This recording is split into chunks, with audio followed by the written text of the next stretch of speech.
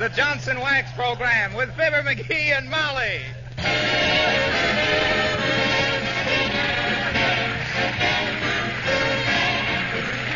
The makers of Johnson's Wax and Johnson's Self-Polishing Glow Coat present Marion and Jim Jordan as Fibber McGee and Molly with Bill Thompson, the King's Men, and Billy Mills Orchestra. The show opens with This Can't Be Love.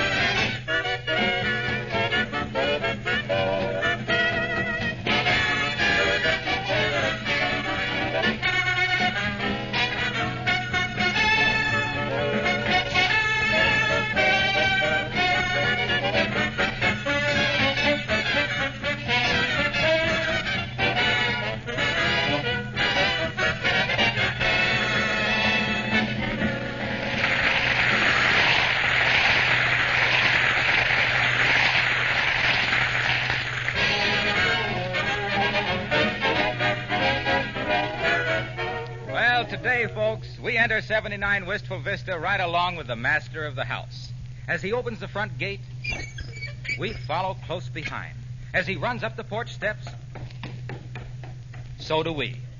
As he opens the front door, we also slip in. And as he kisses his waiting wife, we find Fibber McGee and Molly.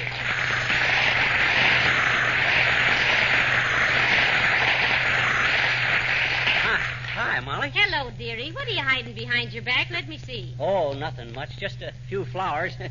Here. Oh, a bouquet of roses. Yeah. Ah, they're so lovely. Oh, it wasn't anything that any red-blooded... McGee, what have you been up to? Well, what you mean, Molly? You know very well what I mean, McGee. Huh? When a man brings his wife flowers for no reason, there's a reason. Look, Mrs. McGee, this is an anniversary. Just 5 years ago today, on the 16th of April, we went on the air for Johnson's Wax. Oh, heavenly days. Yeah?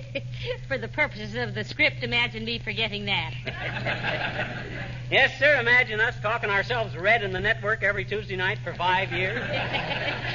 Do you remember that first broadcast in New York, McGee? Oh, boy, was that terrible. And what we overheard one of the NBC vice presidents saying afterwards? What did he say? He said, well, Bill, they just hatched a turkey in Studio H. But he says it won't live till Thanksgiving. Ah, well, I knew we could make a go of it. I had faith. Yes, you did. I sure did. It took 3 options to get you to move out of that tourist camp. Come in, by all means. Hello there, Johnny. Hello, daughter. Telegram for you. Sign here. Oh, thanks, old-timer. Who's the wire from, McGee? Oh, boy, the president of one of the big film companies. Oh. Rodney Goldbugle, head of 19th Century Wolf. Really? What does it say? Says, my staff feels that after 5 years on radio, you have tremendous box office possibilities. Oh. Stop. But I don't think so, and that's that. Signed Goldbugle. Wonder he didn't send it collect. He did. What? Hey! Well, freeze my lagoon and call me Sonia. That does it, Johnny. That absolutely does it. Freeze my lagoon and call me Sonia. That's going too far. Why, what do you mean, Mr. Oldtimer? Look, daughter, for 5 years now, rain or shine, fair weather and foul, week in, week out, I've been coming here to listen to your husband's bum jokes, just so I could tell him the way I heard it. Hoping and praying that maybe I could improve your sense of humor. But I give up. I'm through. I wash my hands of the whole business. So long, kid. See you next week.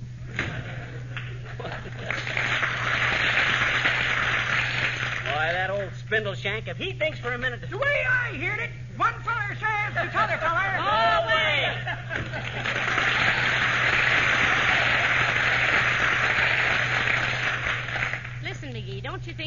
nice if we thanked the sponsor for our lovely 5 years of work? Say, that ain't a bad idea, Molly. I'll call him up long distance. Oh, wonderful. Give me the phone. Hello, operator. I want S.C. Johnson & Son, Incorporated, Racine, Wisconsin. Yeah. Oh, the moon shines tonight on... Hello, Racine. Oh, is that you, Mert? Oh. How's every little thing, Mert? It is, huh? What's say, Mert? Your brother? The one that's in the Navy, huh? Oh, lost at sea, huh? Oh, that's terrible. No, it ain't, Molly. They was just trying to teach him the Morse code. He learned A and B all right, but he always got lost at sea.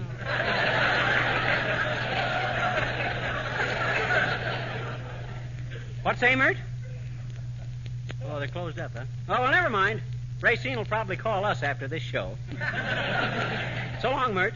Say, why don't you write him a letter, McGee? That's a good idea. Where's my pen? Right there in the desk. Nice. Oh, here it is. Oh. Now, what's the matter? This pen, it's empty again. It is no such a thing. You just filled it yesterday. Oh, well, I guess it'll be all right if I just shake it, I guess. Just clogged up on the... Whoop. Oh. Uh-oh. Oh, McGee, look what you did. You got a big gob of ink right in the middle of the carpet. Now, how do you suppose that happened? All I done was shake the pen like this and... Whoops! Dad, rat it, there she goes again. All right, dearie, give it one more squirt. We might as well make this work. No, Okay. no, I didn't mean that. Gee, that's an awful terrible-looking spot, ain't it? Better get some salt and milk quick, Molly. Salt and milk, what's that for? Why, that's the best way to take the spot out. You see, the principle is, Molly, that the salt absorbs the ink, and when it dries, you just brush it away. Oh, then what's the milk for? That's to get the salt wet. If it ain't wet, how can it dry? Well, I'll try anything. Now, don't monkey with that spot until I get back. I don't want to have to... Ah, dear, come in. Hi, mister. You want to go fishing, No, I don't want to go fishing. Oh, come on. It's fun. I got the net and everything. Hey, that ain't a fish net you've got there. That's a hair net. I know Well, it. what kind of fish you expect to get in a hair net? Herring. My sis, don't... Oh, don't you want to go, don't you? No, I don't you. Now, run along. I'm busy here trying to get an ink spot out of the carpet. How? Well, milk and salt. Honest? Yeah. How? Well, you just spread the salt on the spot and pour milk all over it. Oh, sure. Sure. Well, don't you believe me? Yeah. And the way it works, I suppose the salt makes the ink spot so thirsty it drinks too much milk and gets the stomach ache, and when it rolls over, you pull the carpet out from under it. Horse feather, says I.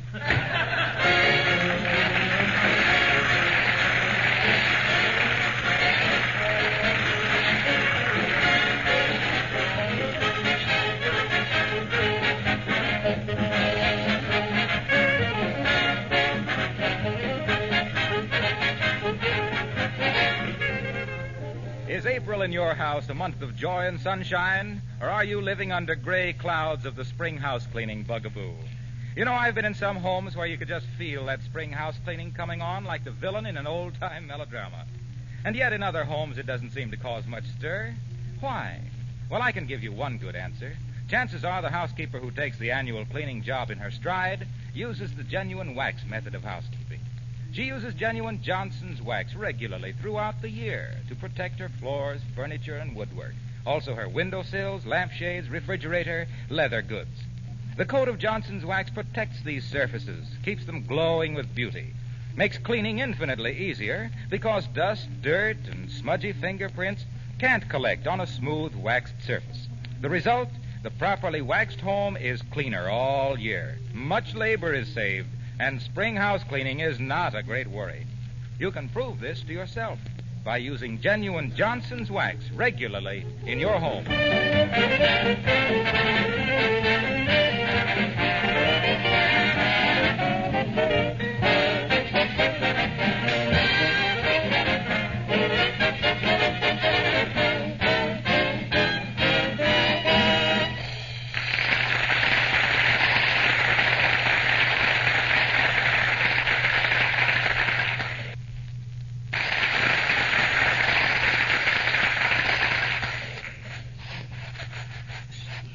More milk, McGee. Okay. Now some more salt. Bring it around here. Okay. Oh, dear. Heavenly days, the more I do to it, the worse it looks. McGee, I could just spank you for making all this trouble. I don't blame you, Molly. If we weren't going to have spare ribs for supper, I'd put myself to bed without any. I'm naughty. Oh, no, you're not. I am too. I'm bad. Boy, look at this room. I ain't been in personal contact with so much salt since I got shot out of that watermelon patch in 1912. Pour some more milk over in Mexico there, McGee. Mexico? Yeah, south of the border. Okay. There she goes. Hey, look, Molly. I got an idea. Where's there a pair of scissors? What do you want scissors for? Well, the best way to get stains out is to neutralize them, see? Go on. Maybe we're finally getting somewhere. Well, sure. Now, to neutralize a stain, you first got to know what the stain is chemically. Oh. So, the logical thing is to take a sample of the stain to a chemist. You following me? Yes, and if you stop again, I'll run over you. Go on. So, I had a sudden inspiration. I'll cut that spot out of the carpet, take it to a good chemist. No, that'd leave a hole in the carpet, wouldn't it? Yes, it would. Even at that, I'm not so sure it isn't a smarter idea than this salt and milk business. Look at it. Take a look at it. This living room's a foot deep in salt. What say we bust 50 dozen eggs in here and set fire to the joint? Boy, what an omelet. Would I ever go to... Maybe that's the milkman. I call him up to run over here special. Come in. Oh, how do you do, Mrs. Uppington? Oh, come, Mr. McGee. Don't be so formal. Hi. You seem in wonderful spirits today, Mrs. Uppington. Your eyes are just sparkling. Oh, that's because I mislaid my glasses someplace. Did I leave them here the last time I visited? Well, I don't think so, Uppy. Still, I say I like you better without them anyway. Yes, you I do? Yeah. Well. Well, what you got, a pygmastrism? No. That's a stigma prism, McGee. Well, whatever it is, it's most inconvenient without them. Why, just now the wind blew my hat off, and after I chased it for 2 blocks, I found I was pursuing Mr. Gildersleeve's bantam rooster. Well, now we know which came first, the hen or the rooster. You know, without my glasses, my eyes are so bad that I actually see a great big black spot in the center of your rug. Well, that's an ink spot I spilled on the carpet, Uppy. Ink spot? Ink spot. Oh, yes, Well, but what's all that white foam? Milk and salt, Mrs. Uppington. We had a vague idea that was supposed to take out the ink stain. Yeah. Oh, it does, my dear. It does. It does? Yes. Why, that's what we always used back in the days when I worked in the laundry. I mean, that's what my maid told me. Ah, Mrs. Uppington, you certainly ironed that slip out in a hurry.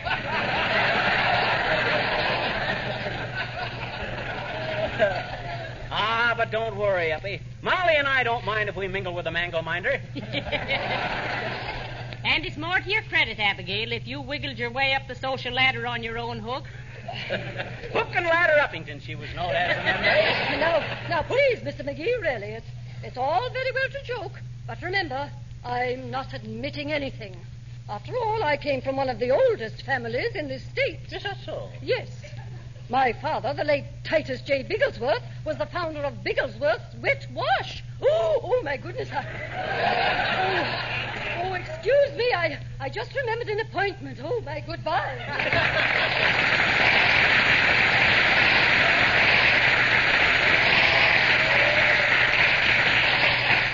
What a woman. She sure dresses up fit to kill, don't she, Molly? Yeah, she does. At least that coat certainly looked like a shooting jacket.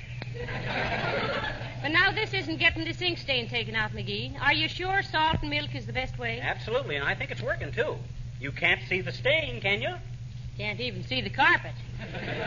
Now, let me think. I believe the stain was over here someplace. Wait till I scrape the salt away. Oh, there it is. Look at it. I thought the wet salt was supposed to absorb the stain. Maybe we should have used buttermilk. Well, here, let's put on some more salt anyway. Now some more milk. Yeah, some more. I think we better go upstairs and put our bathing suits on, McGee. It's getting pretty deep. Telegram for Fibber McGee and Molly. Here, boy. Stay where you are and don't track that salt and milk all over. McGee, splash over there and take the telegram.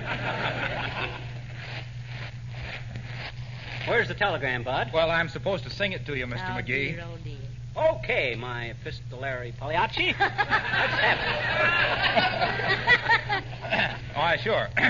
Happy anniversary to you. Happy anniversary to you. Happy anniversary, dear Fibber McGee and Molly. Presented by the makers of Johnson's Wax and Johnson's Self-Polishing Glow Coat, the no-rubbing, no-buffing floor polish that shines as it dries in 20 minutes and saves hours of housework. Happy anniversary to you.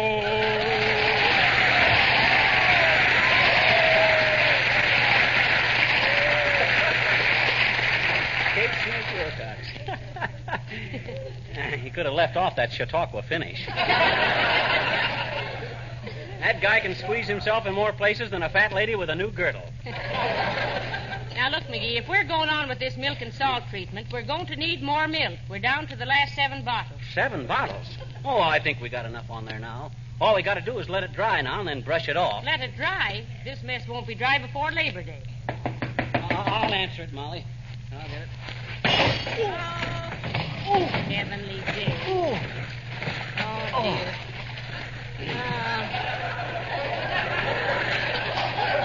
Oh, boy. Fell right in the milk. If I only had some cornflakes.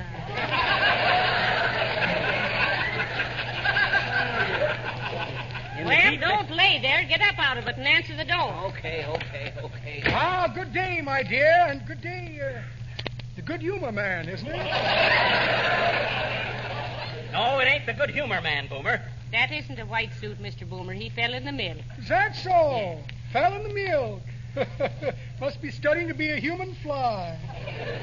But what, may I inquire, is the cause of all this lactic lavishness and the surrealistic salinity? What? Huh? Well, if you must know, Boomer, I spilled some ink on the carpet and we're trying to get it out. What a coincidence. I have with me the famous old Boomer recipe for removing stains from carpets. I take it there is a carpet under all this waffle batter. Yes, there is. And let's see your stain-removing recipe, Mr. Boomer. We're desperate enough to try anything. Certainly. Only charge you a small fee for the service. Now, let me see. Where did I put Grandma Boomer's stain-removing recipe? Recipe. Here's a small address book. Call it my lollipop ledger. Sucker list, you know. Here's a letter from an old cellmate of mine. Getting paroled next week and wants me to meet him outside the gates with a horse and buggy. Poor old Archibald. Has he been in that long? There's an advertising circular of the Dodge station wagon. Beautiful car, but not for me. All my life I've had to Dodge station wagon. Passport photo of my brother Burbank. Looks like a criminal, doesn't he? Why not? Rabbit's foot with a fallen arch. Aha, and a sign of spring, a check for a short bock beer. Well, imagine that, no recipe. Oh, for goodness sakes. Probably would have been too technical for young Lima Bean here to have handled anyway, my dear. Oh, yeah? I have you know, Boomer, that I know as much about handy stuff about the house as anybody. Oh, is that so? Yes, that's so. Why, even as a kid, Boomer, I used to spend all my dough for some little gadget to make my mother's work easier. Oh. Why, buying things for that house used to keep me broke. House broke McGee, I was known as. House broke McGee, the hale and hearty handyman, heaving and hauling hunks of heavy hickory to hurl on the hearth to help Hannah. Hannah was the hired housemaid. Happily humming a hey-de-hey and a hi-de-ho about it takes a heck of a heap of hokum to make a house a home. Hooping and hollering as a handily hemmed a handful of hankies or hammered a handle on a hardwood high boy. Haggling with hucksters about a hatful of honeydews and hitting the hay with these words in my ears. Have I handled this hooey for 5 long years?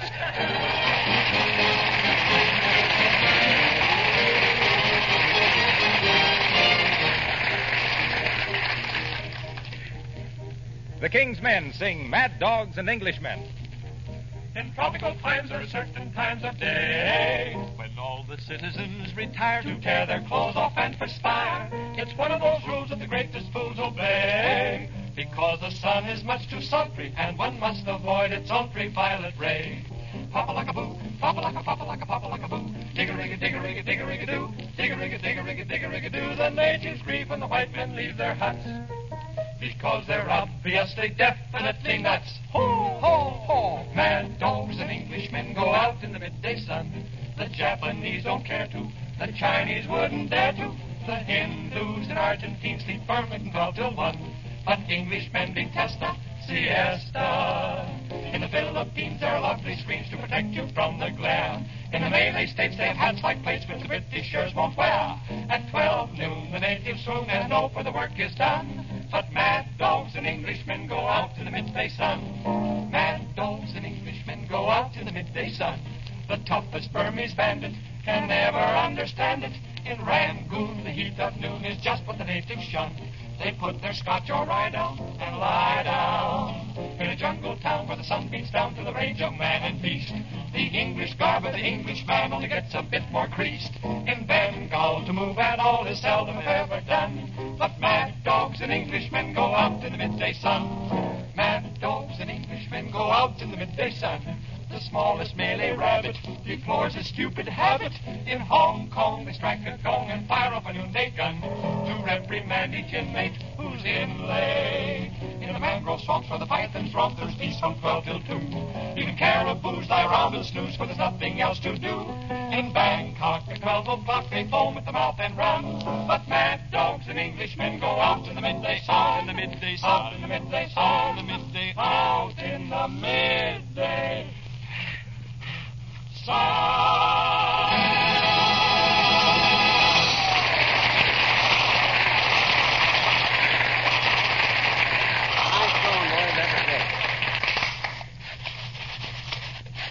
How's it coming, Molly? Started to fade yet? No, it hasn't. That spot is getting bigger and blacker by the minute. Well, don't give up, Molly. Keep scrubbing away and it'll come out all right. Say, I see here by the paper that the Cubs opened in... Put that paper down and get to work, McGee. Heavenly days, you got us into this milk and salt mess, and you'll help get us out. Okay. I've scrubbed that ink spot till I'm worn out. Between that and the smell of all this milk and salt... You mean confidentially the ink stays? Don't you get it, Molly? It ain't funny, McGee. I thought that was pretty apt. No, it was. It's pretty apt to get you down here on your knees with another scrub brush. Okay. Walk over here and take a look at this goo. Okay. Am I wrong, or is the color all coming out of the rug? No. For once, you're not wrong, dearie. Mm-hmm. We've absolutely ruined a lovely oriental carpet that set us back $27.95. Come in. Oh, good day, Mrs. McGee. Hello, Fibber. Well, what's this? Spill some salt? Yes, Mr. Gildersleeve, and some milk. I got a gob of ink on the carpet, Gildersleeve, and we're trying to take it out by the salt and milk method. Oh, it won't work. What? What you mean it won't work, Gildersleeve? I tried it myself, McGee. It's no good. The best thing for ink stains on the carpet is root beer. Root beer? I never heard of that. What do you do, just pour it on? Oh, no. You go out in the backyard and drink it. That takes your mind off the stain, and you come back in, throw a small rug over it, and forget it. You're a big help, Throckmorton. Here we are in a jam, and you bust in here with a... Well, I didn't spill your darned old ink. Well, who said you did spill it? And if you weren't so ham-handed, you wouldn't always be in a mess like this. Oh. You're too primitive to be trusted with pen and ink anyway. What you need is a chisel and a slab of rock. Oh, is that so? One more crack like that, Gildersleeve, and I'll box your ears. If I can find a big enough box. Now, look here, McGee. None of your impudence, or my right hand will play my left hand a game of ping-pong with your skull. Oh, yeah? And you can use your beard for a net. I haven't got a beard. Well, you will have by the time you're old enough to tackle me. Oh, you can't intimidate me, Gildersleeve. Listen, that's intimidate, dearie. It is? Yes. Certainly it is, stupid. Intimidate. From the Latin timido. Timido, timidas, timidas. Smart, Alec. Timidamus, timidatus, timidans. Well, that's not too bad to remember from my college days, is it, McGee? Oh, yeah. Your knowledge may be from college, but your Latin's from Manhattan. Is that so? Why, you little... Now, hold it now. Hold it. Wait a minute. This is all beside the point. Well... Look, Mr. Gildersleeve, in your opinion, should we go on with this milk and salt treatment for that ink stain? No. Why not? Well, why should you? The carpet's ruined now. Look at it. Wouldn't dry out for several months anyway. What do you want in your living room, a swamp? Well, I think he's right, McGee. We might as well throw the carpet away. Sure. Well, okay. Can't say we didn't try. Grab a hold of the far end there, Gildersleeve. Old pal. Yeah. We'll roll it up. Well, how about all these milk bottles and all this salt and stuff? Oh, roll them up inside the rug. I'll open the window and you can throw the whole mess out. Go ahead, boys.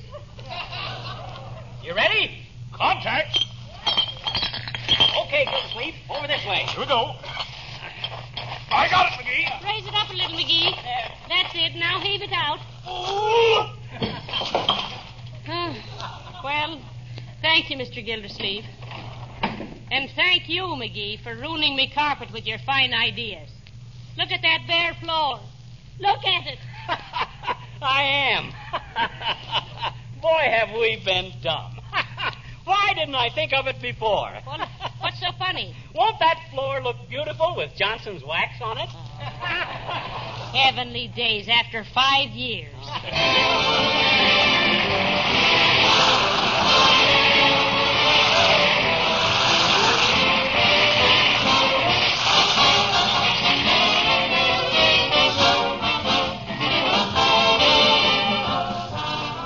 Fibber and Molly will be back in just a moment. Did you know that this week has been set aside by the American Humane Association as Be Kind to Animals Week? Well, now, any man, woman, or child who has ever looked down into the trusting eyes of his or her Cocker Spaniel or Scotty doesn't need much persuading on the subject of be kind to animals. Of course, they do get into mischief. They do come tearing across the kitchen floor with muddy feet, but you shouldn't put them in the doghouse for that. There's a much easier, pleasanter remedy. Protect that linoleum with Johnson's self-polishing glow coat. And then you'll really be doing 3 things at once. Protecting and beautifying the floor, saving yourself hours of work, and being kinder to your pets. If you're not already using Glow Coat, you've no idea what a labor saver it really is. Glow Coat is self-polishing, requires no rubbing or buffing whatsoever.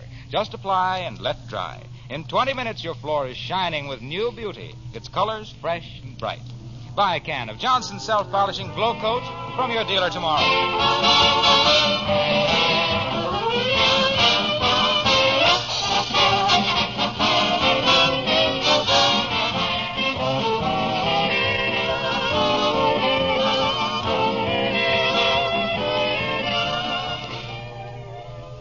Folks, we want to thank you, our cast, and the makers of Johnson's Wax for these pleasant 5 years. We especially want to thank a fellow that you don't hear much about, and that's our writer, Don Quinn, who's been with us for 10 years. That's right. This has been a great day, and I'm sorry I had to spoil the day by spilling that ink. Oh, that's all right, dearie. If I hadn't worked so hard trying to scrub it off, the excitement of the anniversary would have got me anyway. Yeah, me too. I'm more to a frazzle. I'd go right up to bed if I had any brains at all. But as it is, let's go to a movie. Huh? Oh, good night. Good night, all.